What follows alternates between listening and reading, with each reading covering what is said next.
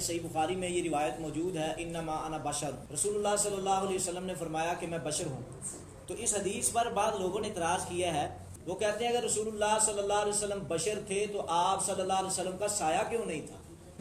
آئیے بڑا ہی مختصر میں آپ کو بتانا چاہتا ہوں۔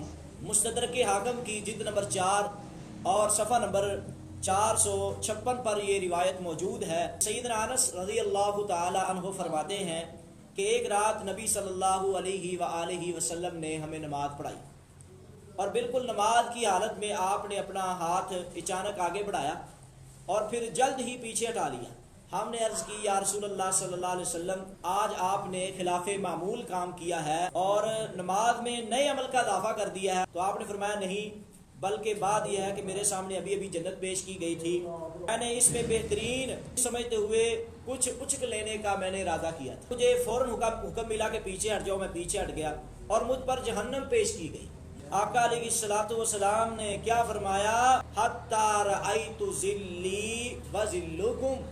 مستدرک حاکم کی روایت سے یہ بات ثابت ہوئی کہ رسول اللہ صلی اللہ علیہ وسلم کا سایہ موجود تھا۔ اب امام ذہبی رحمۃ اللہ علیہ نے اس حدیث کو تلخیص اور مستدرک میں بیان کرنے کے بعد فرمایا ھذا حدیث صحیح، یہ حدیث بالکل صحیح ہے۔ اسی طرح کا مطلب مسند احمد کی جلد نمبر 6 اور صفحہ نمبر 123 میں اور جلد نمبر 6 صفحہ نمبر 338 میں بھی یہ بات موجود ہے، اور طبقات الکبریٰ جلد نمبر 8 اور صفحہ نمبر 127 اور مجمع الزوائد جلد نمبر 4 اور صفحہ نمبر 323 پر ایک حدیث مروی ہے۔ سیدہ زینب رضی اللہ تعالی عنہما اور سیدہ صفیہ ایک سفر میں رسول اللہ کے ساتھ تھیں۔ صفیہ کے پاس ایک اونٹ تھا اور وہ بیمار ہو گیا، جبکہ زینب کے پاس 2 اونٹ تھے۔ رسول اللہ نے فرمایا تم ایک زائد اونٹ صفیہ کو دے دو، تو انہوں نے کہا کہ میں اسے یہودیہ کو کیوں دے دو؟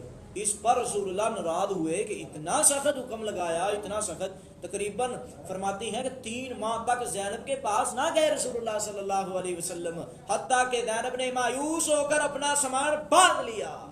اور سیدہ زینب فرماتی ہیں فَبَيْنَمَا أَنَا يَوْمًا بِنِصْفِ النَّهَارِ، اسی درمیان تھی کہ میں دن کے آدھے دن میں اذا انا بذل رسول اللہ صلی اللہ علیہ وسلم مقبلین، اچانک دیکھتی ہوں کہ دوپہر کے وقت نبی کریم کا سایہ آ رہا ہے۔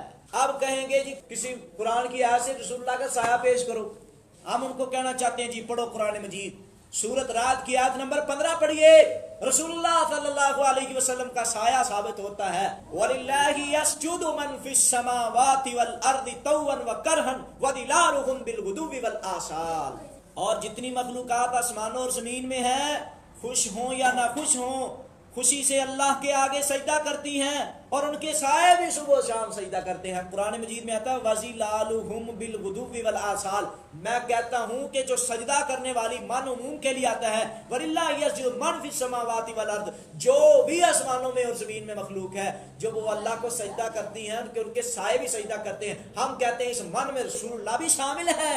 اسی طرح سورۃ النحل کی آیت نمبر 48 ہے، اللہ تعالیٰ فرماتے ہیں اولم يروا الى ما خلق الله من شيء يتفيأ ظلاله عن اليمين والشمائل سجدا لله وهم داخرون، کیا انہوں نے اللہ کی مخلوقات میں سے کسی کو نہیں دیکھا کہ اس کے سائے دائیں بائیں سے لوٹتے ہیں؟ اللہ کے آگے ان کے سائے بھی عاجزی سے سجدہ کرتے ہیں۔ یہ رسول اللہ صلی اللہ علیہ وسلم کی بشریت کا انکار کرتے ہیں۔ ہم کہتے ہیں بشریت پر یہ دلیل نہیں بن سکتی، ہم نے ثابت کر دیا نبی صلی اللہ علیہ وسلم سید البشر ہے۔ کوئی ایک حدیث کی کتاب جو صحیح سند کے ساتھ ثابت ہو جائے جس سے کہ رسول اللہ صلی اللہ علیہ وسلم کا سایہ نہیں تھا، تو ہم بالکل مانیں گے، ورنہ توبہ طائب ہو جاؤ اس عقیدے تھے۔